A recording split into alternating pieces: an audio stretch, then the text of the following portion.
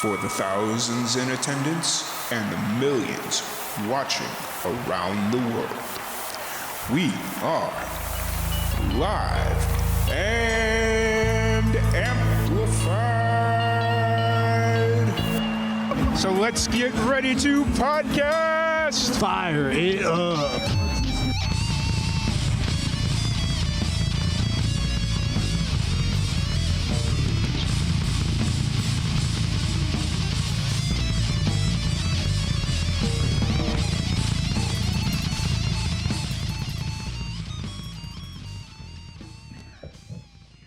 Welcome, everybody, to another Live and Amplified Livecast. I'm your host, Tom Quiet, and we're coming at you again with another amazing podcast.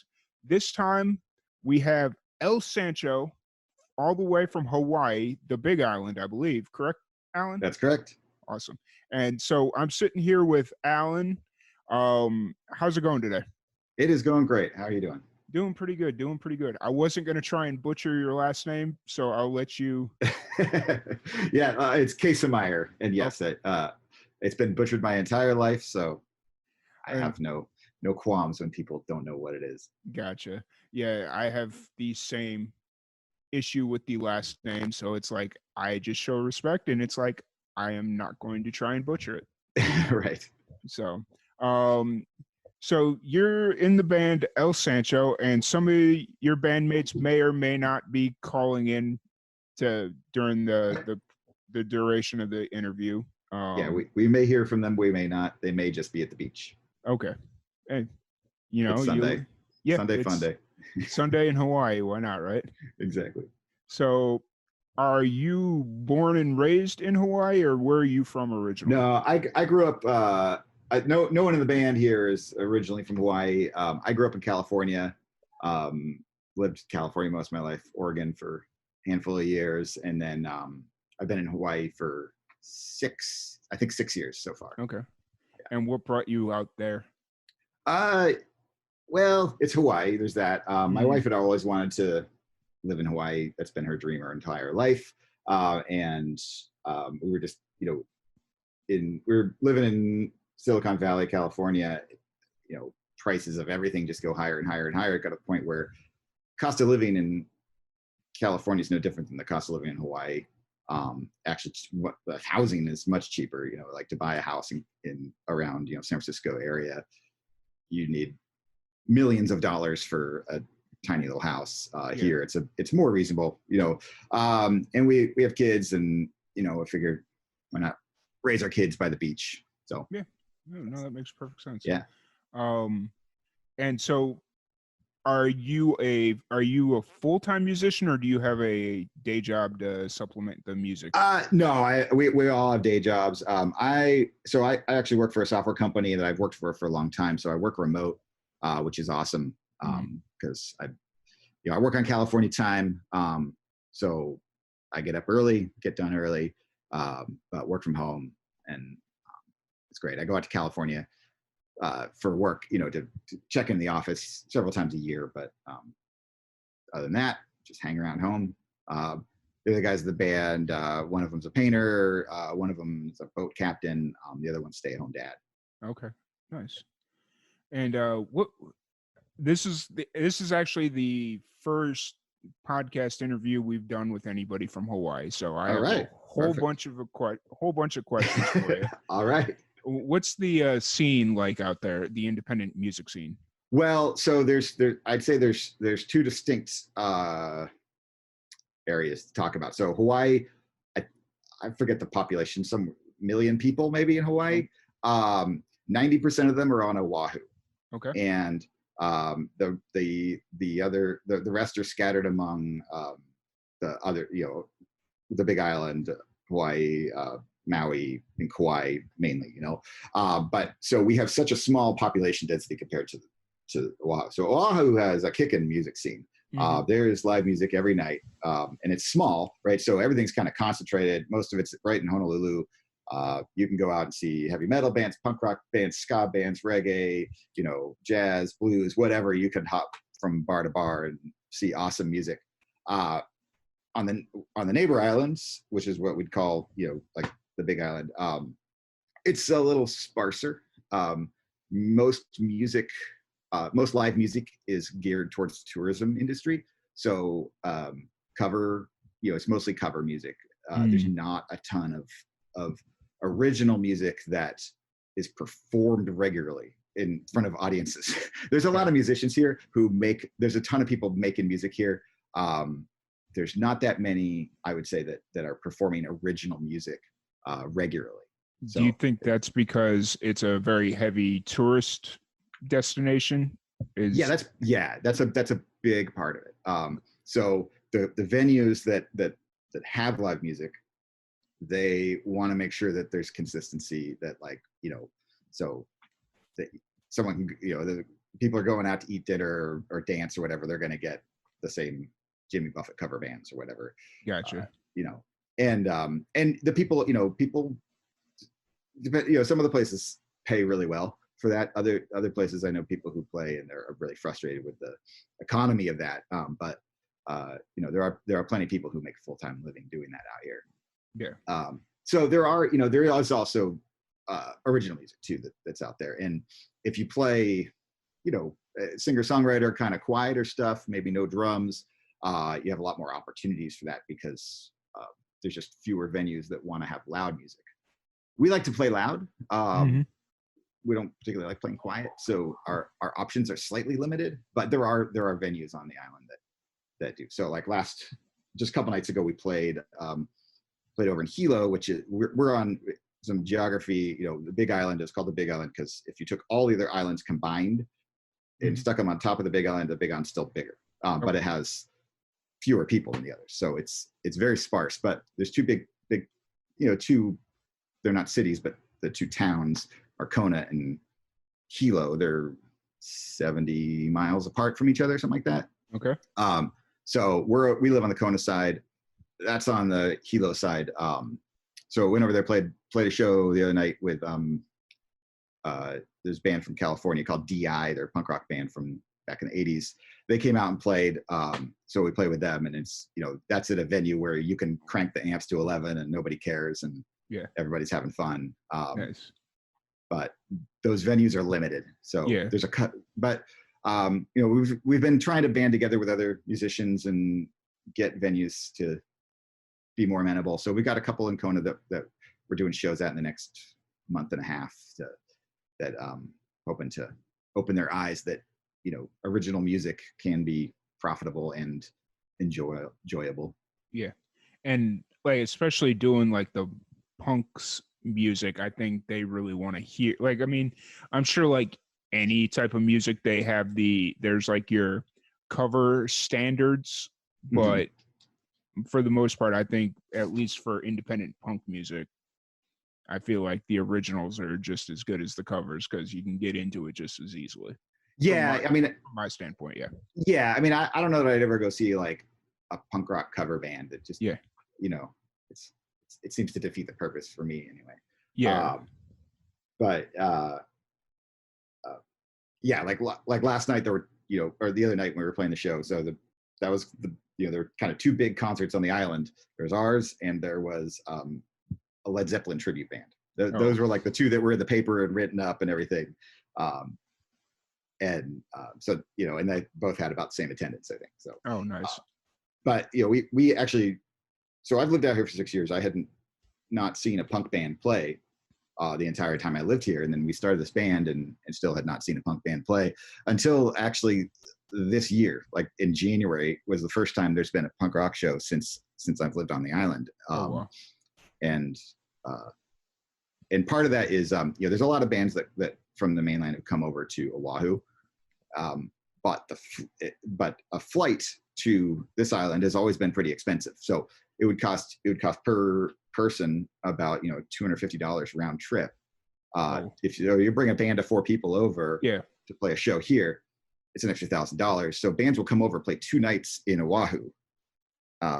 But Southwest started flying out here recently. And so there's like price wars between Hawaiian Airlines and Southwest. So now you can fly like $100 round trip. So it's doable. You bring 4 people over and $400, you're paying $20 a ticket, like the show they did the other night, $20 a head. We got 200 people in the door.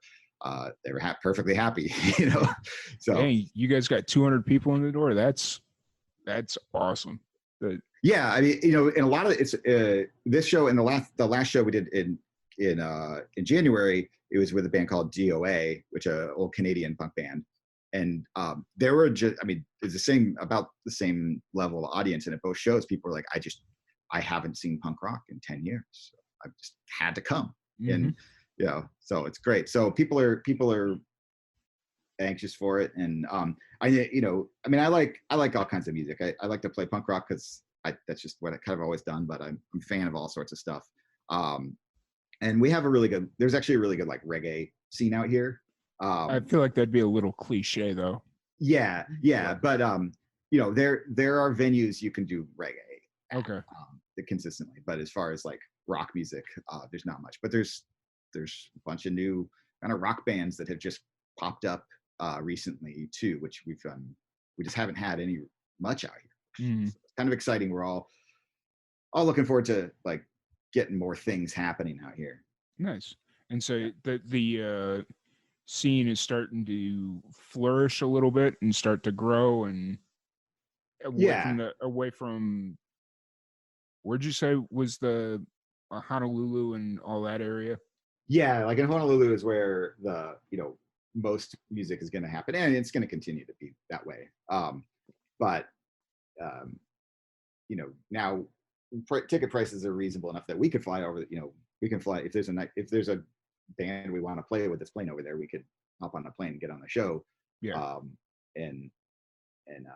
or get the bands to come over here. So we've got like there's a band we just confirmed a show for a band from Oakland called the Middle Age Queers, and they're coming over in May, and so they had a show in Oahu booked, and I said, dude, you guys should come here.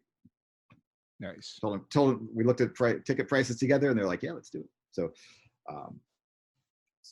that's all exciting. Nice. That's awesome. What got you into music? I've been playing music my whole life. My parents were musicians. They mostly played classical music. So my dad was in a symphony, played the percussion mostly. And my mom is a pianist. She was a piano teacher. I never really picked up piano. I didn't. It was something that, even though I had a piano teacher and pianos in my house, it just never really stuck with me. But I played other instruments, brass instruments and stuff when I was younger. And then I don't know as far as what got me into playing guitar. I started playing bass guitar first. Played bass guitar for many years in bands and stuff. I don't remember what it was, but it was probably a mixture of like the Red Hot Chili Peppers and the Violent Femmes and just other bands that like the bass is interesting. And I remember listening to those bands, and we were watching a video of them and being like, wow, that guy's cool. I'm gonna do that. Nice. Yeah. And what's the like you were obviously playing music before you came over to Hawaii. What's kind of the difference between the scenes from, you said you're in Silicon Valley to Hawaii, or were you playing? Oh yeah. I was so the last couple of years before I left, I wasn't. Well, actually, yeah, no, I was. I was in a band. I forgot. I was in a band called Airfix Kits. I didn't forget I was in the band. I just forgot the timeline of when I was in this band called Airfix Kits, and I played bass in that band, and we would gig pretty regularly. We would, we could play it. We could, between San Francisco, San Jose, Berkeley, Oakland. There's enough geographic representation that you could go play a show in Oakland, and you have a completely different set of people that show up in San Francisco or San Jose. So we could play every couple of weeks if we wanted to. We probably try to play about once a month just because we all have family obligations and stuff. But there's just so much music. There's so many musicians. There's so many places for bands to practice. There's just bars, clubs, all ages clubs, over 21 over clubs, all sorts of stuff that you could see music at. So it's 100% different than what we have out here. you know, people who, I mean, when I was younger, I mean, I would have a part-time job occasionally just to, because I had to, but I was wanted to just play music. All I wanted to do was play music, you know. So, and Gotcha. and that was for a long time. That was, you know, Yeah. since my, you know, late teens until I was 35. That was about what I was doing. Gotcha. And what? So, how long's the band been together as far as the current lineup, or what was like? When did the band start? And you know, what's kind of the history of the band El Sancho? So Nate's the bass player. We kind of got together. I mean, we've been kind of farting around for like 4 years, probably. Just at first, he just wanted to like learn to play Super Suckers cups. I don't know if you're familiar with the Super Suckers, but they're a band out of I think they're out of Seattle, and they're a punk rock band, but they kind of have a country edge. Okay. And they also recorded one album that's just country songs, and he was like, we should just like learn to play, you know, kind of country versions of these songs, since we're never going to be able to play punk rock out here, but why don't we just play some country songs, but they're kind of punk rock songs. It'll be fun. And Nice. so we were doing that. We had you know, so we kept it quiet. Instead of drums, we had a guy who plays the I forget what we call it, the little box, the cajon. The cajon. Yeah, and it was fun, but it wasn't really I don't know, it was a social activity, but it wasn't like what I want to be doing all the time. And then eventually we people kind of cycled through that little group, but it was just like we just get together once a week and jam. And then, but I was like, well, I write songs too. I write songs, and so, you know, I kept kind of shoving some of my songs in there. And then we got a drummer, Tony, who actually wasn't a drummer, but he's a friend of mine who plays guitar, and I knew he owned a drum set, but he didn't know how to play it. So I was like, you're gonna learn how to play drums. Let's start playing. So he started coming over, basically learn how to play drums, playing with us. And then the music kind of got louder and louder and louder and faster. Nice. Yeah, and then I'd say 20.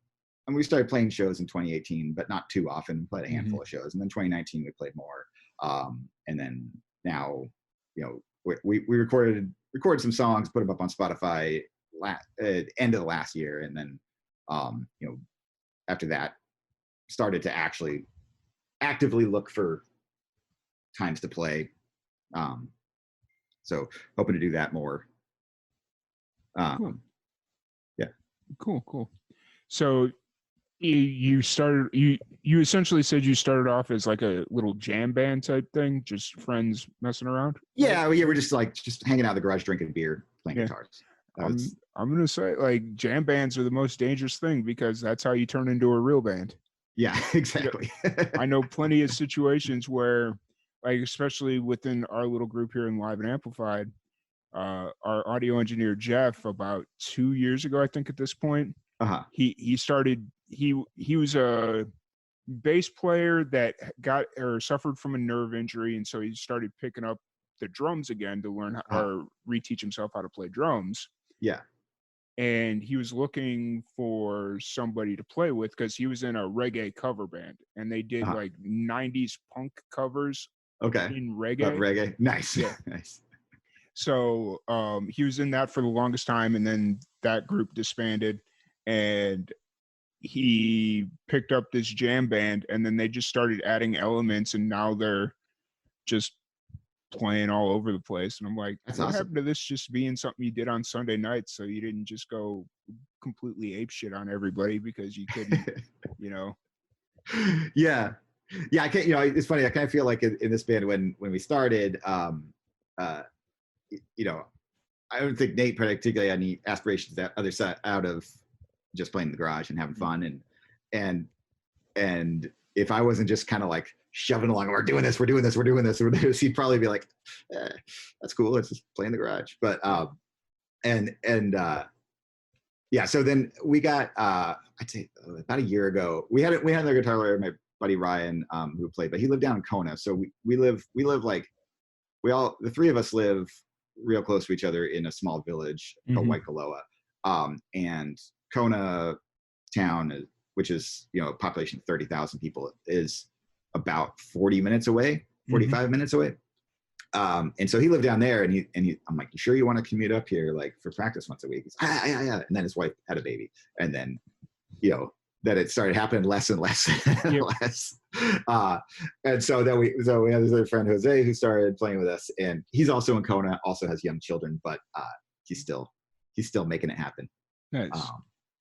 But and Jose's a audio engineer too. So he's actually building a nice little studio in his house right now. So the next time we record, hopefully we'll go do it in there. Nice. Because the things we recorded before kind of just did in our garage really quickly. Okay. I was just about to ask about that, about where so a lot of the recordings you have are just straight garage DIY type stuff. Well, I got audio interface, and I got or mic and everything, and bringing it to Logic and mixing down and stuff. But it's not in a proper studio. Not really like So we've put out two things. One is a 4-song EP, and we record it really like we should just have some recordings of songs so we can work on the vocal. Like when we practice, like one of us has a song and like there's the lead vocals, right? You kind of figure that, but this is like getting the background vocals. For us, it's easier if there's a recording, and then we can kind of be like, okay, let's try this on that, see how that works. So that was the intent. But then it was like, okay, well, we recorded some songs, so let's put it out, and then put it out, and then. But we weren't even really intending to do anything with it. It was just kind of for practice. But then it's like it sounds acceptable enough to let people hear it. Nice. And so, where are you guys at right now creatively? Are you close to getting ready to go back into recording, or are you still writing, or where are you at right now with all that? Oh, well, we're always writing songs. Like we got, we write a lot of songs, and there's, everybody in the band writes some songs. I tend to bring more songs in than the others. But everybody has songs that they write, and we bring in, bang them around till they sound, they tend to sound different than the original intent. But, that's because you got 4 people working on it instead of 1. And we plan to record something that actually sounds good sometime this year. Jose's itching to do a good recording because he's now that he's getting his stuff set up. So sometime, it'll probably be a couple months till we're ready. But we've got plenty of songs that we could go in. If someone was like, "Hey, I'm booking a studio next weekend," okay, we go crank out an album. I just, we kind of want to make sure we're going in with the right stuff. Yeah. And is there a lot of places to record in Hawaii, or? There's a handful of studios, and there's the great thing about, I don't know, the technology these days, like it doesn't cost that much money to come up with a somewhat decent amateur studio, as long as you have someone who has the skills. Like I've got recording equipment in my garage. I don't really have the skills to produce something that sounds good. I can make things that sound a-okay, but they're not, especially when it comes to mixing, I'm not the right person for that kind of job. There's plenty of people here who actually, went to school for recording, like Jose, school for recording, was an audio engineer in Texas for a long time. And there's a lot of, home studios. There's a handful of legit studios too, which are primarily recording reggae bands. But I don't know that we'd utilize that. I think we would, especially just the way that digital recording is these days, like, oh, okay, we just need a good room for the drums. And then we can kind of as long as we get the drum sound great, you can kind of do whatever you want with the rest of it. So, there are studios here, but like there's one down the street from us.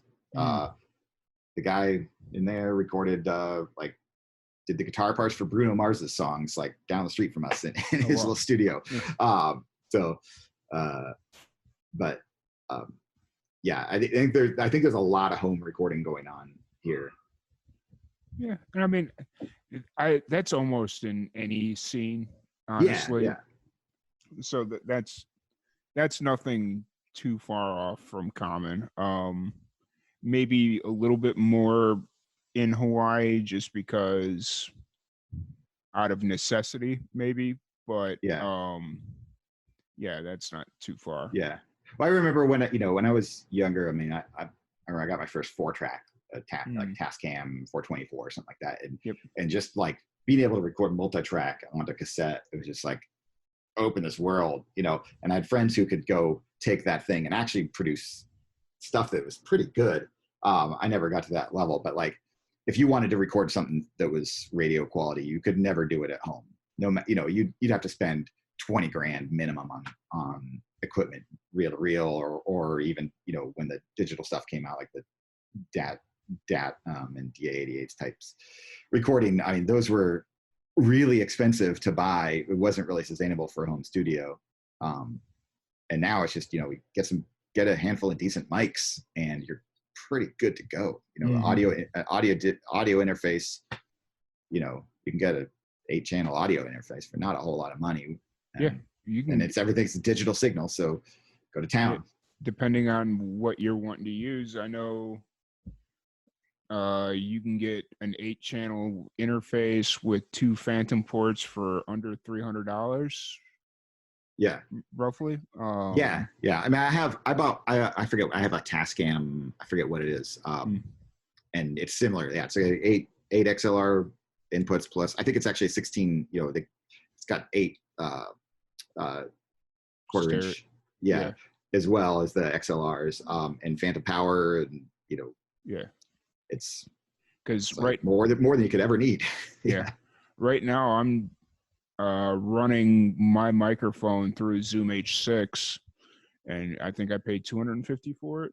And it's got 6 channels, and it's more than I need at this point, because if I need any more than 6 channels, that means I'm doing a full band with a drum kit, and I need an extra set of hands anyways, Yeah. So exactly. It's one of those things where it's just super cheap to get interfaces right now, and you don't even need to have a computer, because if you have a computer, you could probably get a cheaper interface, but there are so many standalone interfaces that you can get for between $300 and $1,000 that yeah. I was recording, like I used to do this pretty regularly on my just right on my iPhone. I bought I think it was called iRig. It was a 2-channel, it was iRig Duos, so it's two XLR inputs that could go right into GarageBand on the phone. And so that's how I used to record, just like song demos really quick, because GarageBand on a phone, it's really, really easy to crank out a quick number. Yeah. And then you can always take it, bring the structure into Logic later, and then re-record the tracks. So I used to do that a lot, just to like figure out, okay, I know it's verse, chorus, verse, chorus, whatever, and then here's what the guitar licks sound like. But yeah, I used to just sit in my bedroom with my guitar and my phone. It's like, this is awesome. Like, nice.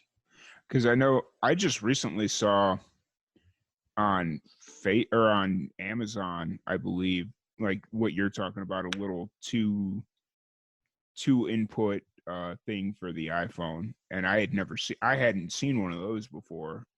So it's fun. That's interesting that it's not a new technology. Yeah, I think I got that one a couple years ago. So I had a single input. I started with one that went to the headphone jack years ago. Yeah. But the audio was pretty bad on that. And then I got one that goes into the Lightning port. Mm-hmm. And then when the 2-channel one came out, I was like, oh, that's cool, because I could do a vocal mic and a guitar at the same time. Yeah.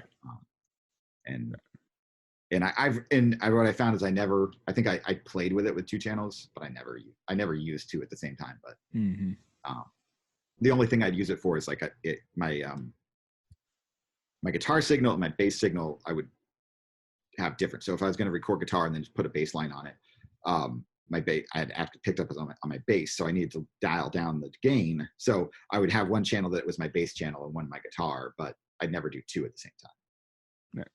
Yeah, no, I mean that makes sense. So what's the, like, you guys have been playing together for a bit. What's the ultimate goal? Where do you want to take the band? We don't, we're all in our 40s. We all have kids. We got jobs, houses, all that kind of stuff. So that, this isn't something that's gonna turn into a job, right, at any point. We would love to go tour, go play some shows in the US at some point, or not the US, we're in the US too, but the mainland, go do the East Coast, go do a West Coast, jaunt here and there. I love recording. I love putting out music. I write songs every day. I would love to have, more, it turn into an active outlet for that, I'd say. That whether just my friends who are listening to it or whatever, if other people like it too, that's cool. But for me, I love playing in front of people. I love writing music. So anything I can do to put those things together. I think in the short term, we'll definitely, if you play, head to Oahu is, for shows, and, record an album and, hopefully get an album out this year, and then we'll see what happens after that. Gotcha. We just can't do like, we can all hop on a plane for a week and a half or something and go do that. Like my when I was back in California, the last couple bands I was in, the one I was called Giant Haystacks, and we'd tour around. We did a few tours around the U.S. and it was, that was before kids really. So that was doable. And then the next band which was the same people. It's just different drummer. We were older and it was like, it's just harder. Even those who don't have kids, they just have financial responsibilities and stuff. So we would go fly to Texas, go, play some shows in Austin, or we'd fly to New York, or stuff like that. And we'd do a weekend in LA or a weekend in Seattle and Portland. But, so that's, I'd say those kinds of trips are the maximum we probably ever do. Yeah. Well, and being that you're out in Hawaii, you couldn't do the traditional pack up the car and go, because you'd be jumping between two towns essentially. Is that? Yeah. I mean, we can, there's other places around the island that, you could play shows, but it's not like you'd go do a tour of Big Island. I mean, everything's within driving distance of home. So, and Oahu's the only island that really makes sense to go to. But, we can get to, in theory, we can get to Japan easily. We can get to, get to Australia and New Zealand if we had if we had big aspirations, we could do those things. Gotcha. Yeah, that'd actually be kind of interesting. Because how far are you from Japan?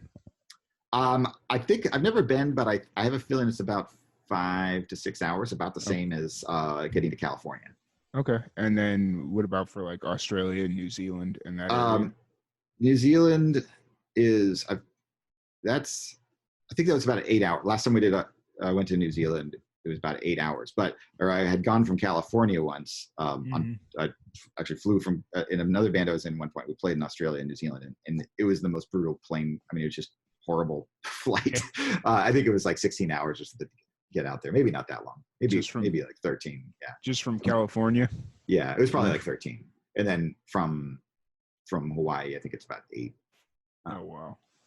But and it's you can get to Japan pretty quickly or pretty cheaply for whatever reason. Going down to Australia, New Zealand, the flights are not cheap. Really, that's interesting. Closer, yeah.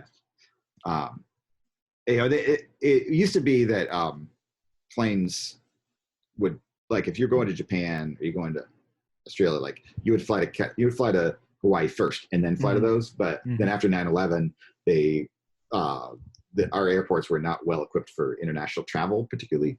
So like the airport here just started doing international flights on this island 2 years ago. They started. That was the first international flights since 9/11. Oh wow. But so even Honolulu, they wanted to bring people to that rather than stop in Honolulu, you'd fly straight from the West Coast. So that changed the economy because there used to be a lot of bands that would fly. They go to Japan, right? Mm-hmm. So a band would fly to Japan, but you could have a layover in Honolulu, so you could play a show in Honolulu, jump over to Japan. Or Australia. But now it's not really doable. Yeah. I've actually known a few different bands that have done like Japan tours. Like they meet a guy or meet a promoter that they set them up on a Japan tour, and they've told me this like within the last year or so that they've been able to lay over in Hawaii, and they'll pick up a gig and go play it and then head off to Japan or wherever they're going. Yeah. So hopefully I think that's coming back, which is great. Nice. So, you said you've actually gotten a chance to play in Australia? Yeah. Under previous bands, right? Yeah. This was probably 20 years ago. It was in a band. It was called Your Mother, and it's probably the most active band I've been in, just because we started when we were 15. So when I think we stopped when I was 25 or something. Mm-hmm. So it was just during the time of our lives when you can be free to do stuff. Right? Mm-hmm. So yeah, we toured all over the place and went to Australia and New Zealand. And Australia was okay. And part of it was just like the promoter, when you're doing an international thing, you're just relying on the promoter to do it. And so we had a few shows in Sydney, and we had a couple shows outside of Sydney. It's a really big, Australia's big, and you don't even realize, you don't really realize it until you're like, okay, we can just go over there. They're like, no, you can't go like we played somewhere. We played with a band from Perth, which is on the other side, and people were just like, oh my God. Yeah. Someone from Perth? I've never met any people who live in Australia. They're all like, never met someone from Perth. Yeah. But it was fun. And we played we were the band that the promoter was in, had just gotten on the radio. Like they had it was like in the 90s. So it was like right when all the like punk rock was kind of blowing up. And so they were kind of like a novelty punk rock band. And they had some song that was like top 10 on the commercial radio at that time. So the shows were actually full of people. But it wasn't, I don't know, it just wasn't the most fun experience for me. And then we went to New Zealand, and New Zealand was amazing.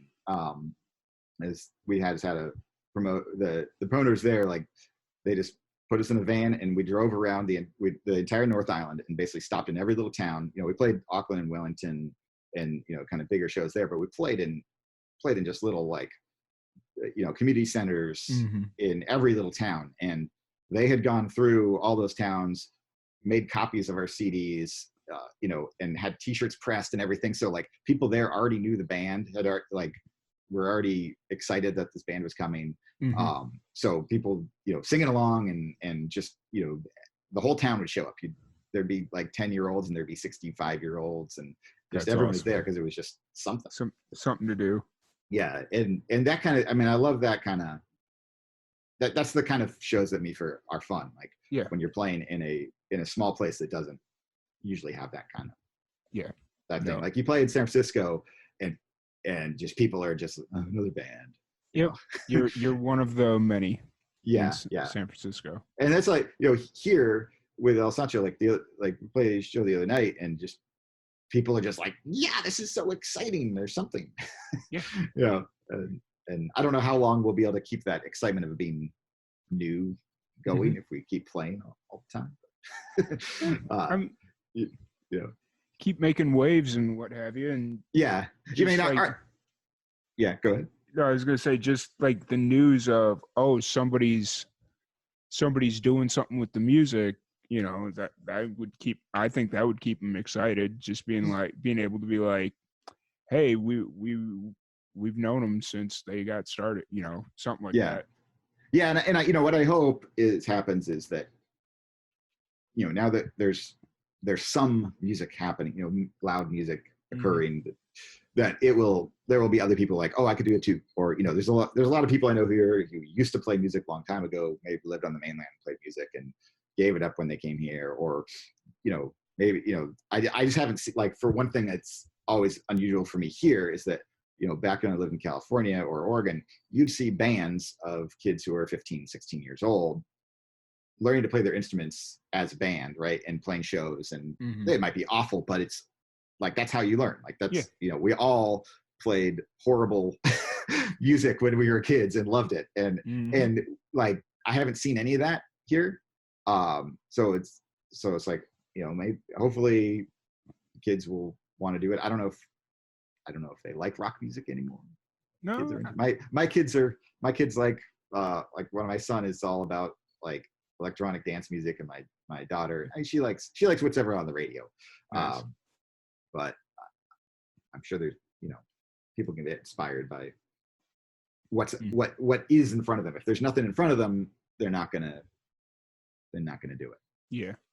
And unfortunately, I think because we're seeing so many old or nostalgic bands starting to do like their reunion tours, I have a strange feeling that that's only going to hurt rock music, because it's going to become the old man music. Yeah. Because like, you got, like, I was talking to this guy I was doing an interview with last night. He's from or he lives down in Austin, and he does like a punk country type music. And he was telling me about when Motley Crue, or when he was like, he used to listen to Motley Crue back in the day, and we got onto that topic about how about their reunion tour that they had when The Dirt came out. And it's like, yeah, they just didn't look the same. Like, it was just a bunch of old dudes on stage, and it just looked bad. And I'm like, well, not everybody could be Angus. Like, Angus is like damn near dead and like still rocking, But so it's going to go one of two ways, where rock music is going to become the old man music, or they're going to be reintroduced to some really good music, and it's going to inspire somebody to start a rock band, like a traditional rock band. Or take those influences and what the modern influences are too. I mean, that's how you make things that are, it's like, I don't know that I want to see a traditional rock band, like, I don't know, it doesn't inspire me that much if it's music that's just, it's the same music from 30 years ago. Like, if you're taking influences from what's today too as well and mixing them in, it's kind of interesting. And I don't know. But yeah, like we went and saw Guns N' Roses. They came to Honolulu, and we flew over there. Like, well, we have to, if there's any big show we want to see, we have to, it costs us like $500-$600 to go to a show, because we got to fly there, get a hotel room, all that kind of stuff. So we don't go over shows too much, but we went to Guns N' Roses last year. And it was like, man, Slash, that guy is just nonstop awesome. And the rest, and it was like, the other guys are like, we're here. Yeah, they're here too. But that's funny. But yeah, I mean, I like, I think I like the music I liked when I was a kid. Like, my tastes haven't changed. I still like the same exact music I liked then, and that's how kids are probably going to be 30 years from now. They're going to like Marshmallow or whatever. They're going to, it's going to be the when they're old, they're going to be jamming the EDM stuff, and their kids are going to be onto something completely different and looking at them as like, that's old man. Yeah, that's very true. That, like, I mean, that's just the vicious cycle of life, pretty much. Yeah. But so when you're not playing music, or working, what are you doing outside? Well, I got 2 kids, so it's Okay. usually something with them. I my son's soccer crazy. I coach his soccer team. My daughter's Girl Scout, so I'm co-lead their Girl Scout troop. Mm-hmm. So things like that take up a lot of my time. We're in Hawaii, so anytime we can get to the beach and just chill out by the beach, get in the water, go paddleboarding. Surfing's not particularly great here. It's you have to be a very active surfer to want to surf on the Big Island. Like you go to Oahu or Maui, and you could just step in the water and there's an awesome wave right in front of you. And here, like the surf spots are kind of an adventure to get to usually. So I don't surf much, but hang out by the beach when we can. Nice. And I go to Costco a lot because that's where we buy everything. Yeah.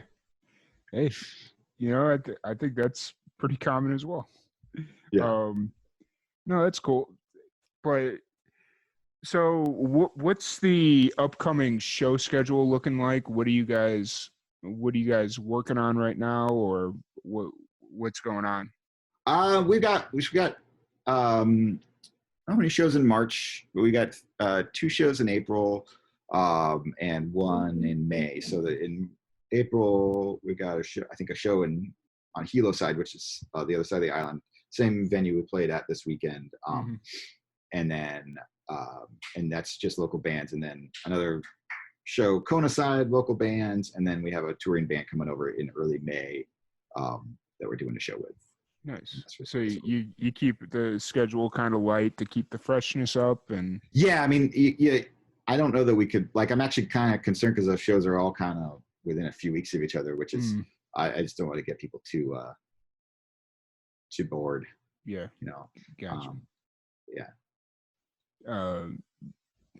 But and obviously, if anything ever came up in any one of the other islands, if it paid well enough, you'd pick one of those deals. Oh, even if it doesn't pay well. I mean, we've been talking to a couple promoters who are on Oahu, and basically, they'll bring us over for a show whenever we say, hey, can we come over on this weekend? They'll be like, yeah, or, they'll set up a weekend and set up a show for us. Oh, nice.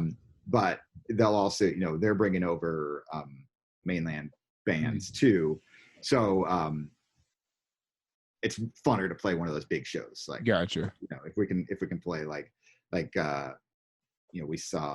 went and saw the Descendants a few months ago, and like one of our friends' bands that we played with the other night that's from Oahu, but they open for that, and it's fun. Like that's one cool thing about being a band here in Hawaii is the number of the number of like bands who are actively playing shows is actually kind of low. Like on this island, like we have played with every single punk rock band that's toured here in the last 10 years. We've been the opening band for every single one.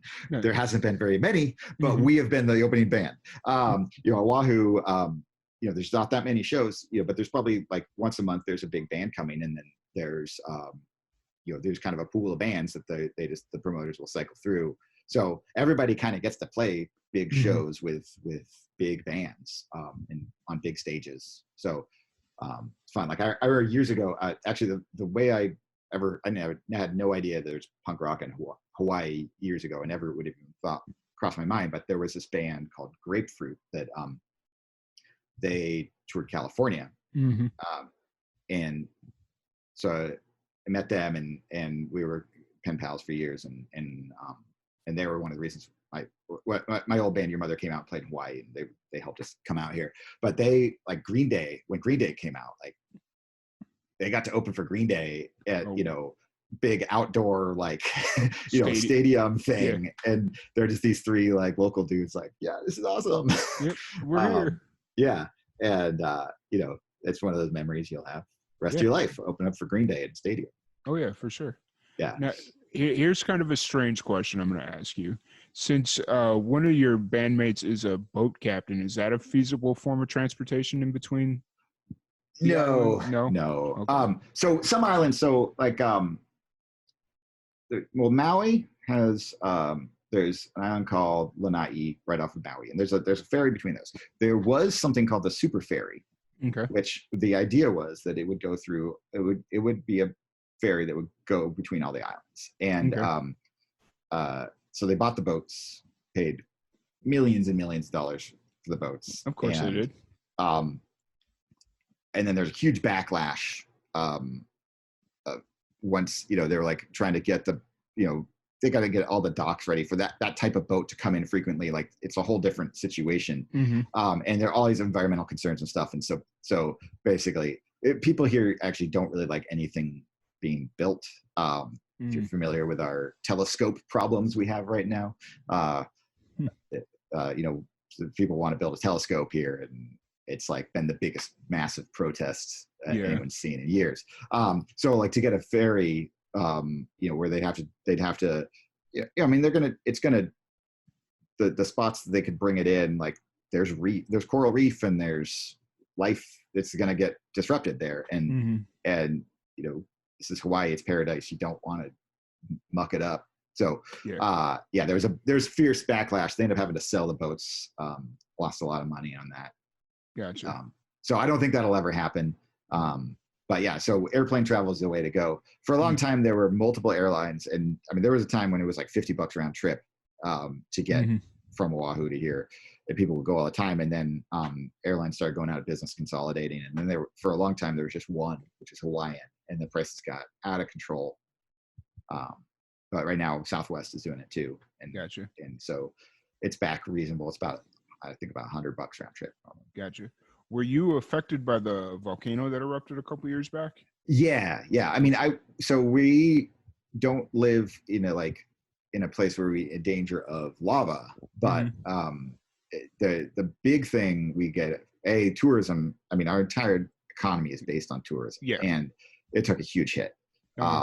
And then the air quality was it's just there'd always been, because the volcano has been erupting for 35 years. It's nonstop, but it's was kind of just like bubbling up and a little bit splash over here and there. But so there's always all this kind of like they call it fog, so it's volcanic fog, and there's always fog in the air, and you don't really notice it until it's not there. Like if the trade winds come through, it blow all the fog away. All of a sudden, you can look out your window and you can see Maui and you can see the other islands out the window. But when it really started pumping, I mean, you couldn't see it. You couldn't see the ocean from our house. We're a couple miles away. So it was pretty bad. It's really hard to breathe. Like I jog all the time, and I couldn't go jogging. You know, a lot of people who have asthma had to leave. But it was scary. I mean, a lot of people lost their houses. I mean, can you imagine just in the middle of your street, lava? I mean, it was pretty surreal. The videos of that stuff are just nuts. And it's crazy. Like you go to that side of the island, and it used to be a jungle, and now it is just a black, like it's just black, and it's a trip. It is such a trip. Yeah, no, I could imagine. I remember I used to have an acquaintance. I wouldn't quite call her a friend because she was like a friend of a friend. Her and her fiance lived in Hawaii for a long while, and I think he was in some branch of the military. So I think that's why they were out there. And she would tell me, I would see her post about all the different little things that you were talking about, and not necessarily like volcano erupting, but when the volcano did erupt, she, you know, that she was kind of the first person posted that I knew, or that's kind of how I found out, because obviously she still has friends over there. You know, so, and then of course, as time would go on, the media would pick it up and it'd become they over sensationalize it so much. And but like my kids, I mean, my kids were really traumatized. I mean, every kid on this island, they're nightmares and stuff like that. And that we had, there were constant earthquakes. Like we had, I forget what the biggest one was, like a 7.0 or something like that. Oh, wow. And I was sitting on the beach when it happened, and I noticed I just felt like sick. Like I couldn't crawl. I was like, something's wrong. I can't quite tell what. And then I look over and all the palm trees are just back and forth. Oh, wow. My kids were at school, and one of my kids is on the lower floor, and their classroom did not feel it at all. On the upper floor, they were like bouncing back and forth. Oh, wow. But yeah, they were nightmares about lava coming through the house and all that kind of stuff, and tsunamis. Tsunami. That's the thing with earthquakes, is you don't want to be near the water if there's an earthquake, because tsunamis are a very dangerous thing. Yeah, and we've only, we haven't had the last one that was here. It was after the the big Japan earthquake. We got a tsunami from that, and it wasn't very big, but even just like 2 feet, a 2 foot surge, it can do millions and millions of dollars of damage. I mean, and there are hotels that there's a hotel that still hasn't reopened after that. Oh, wow. Wow, that's crazy. Yeah, and we our local beach, all the sand was gone. They've just kind of gotten it back now to the size it was before. Gotcha. Now, is it like when a volcano erupts, do they kind of have an idea what path it takes, or is there like what's... Yeah, well, so you grab, it's like, okay, you got it's gonna go the quickest. Most likely, the lava's gonna flow downhill, the easiest path it can find. So, they have pretty good ideas of like where on the island it would erupt.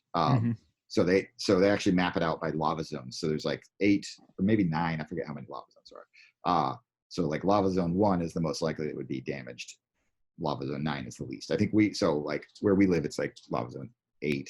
Okay. I think because we're on the old side of the island, and the new side of the island, which is still being built by the volcano, certain sections are in lava zone 1, but there could be one that's like a mile away that's lava zone 4 because it's at a much higher elevation, so it just the lava would never go that way.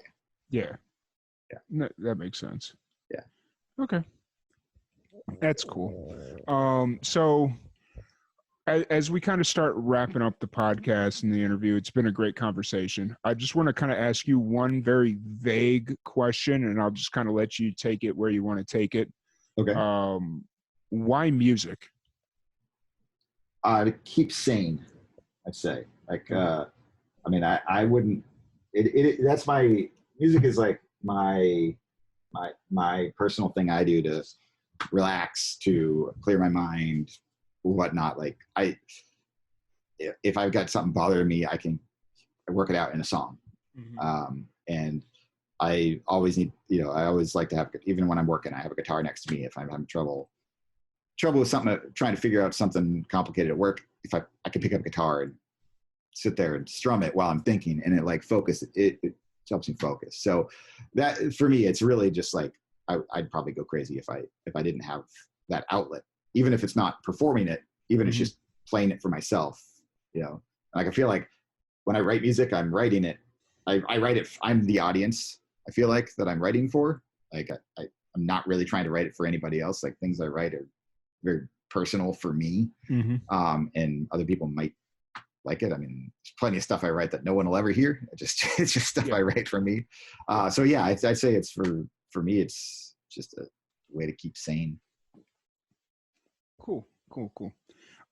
And then you'd already kind of gone over your show schedule, but where can everybody find you on social media and all that fun stuff to keep up with your show schedule? And if they're ever in Hawaii and want to come see you play live?